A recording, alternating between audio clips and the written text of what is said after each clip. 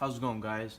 I'm here to show you how to remove the regular SRT emblem on a 2016 Dodge Hellcat with a Hellcat emblem, as you can see here. It's very simple. I already started by removing one of the plastic pieces.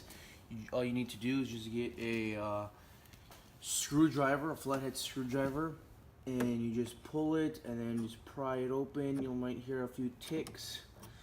It's completely normal. And you just pull it. Don't want to pull too hard and break it, because I think I might sell this one because a lot of people like it. Oh, fuck.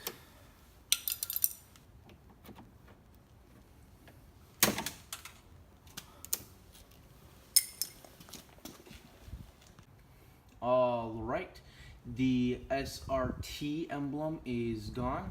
Now this is very simple. All you gotta do is just push these through those 4 holes, and here we go.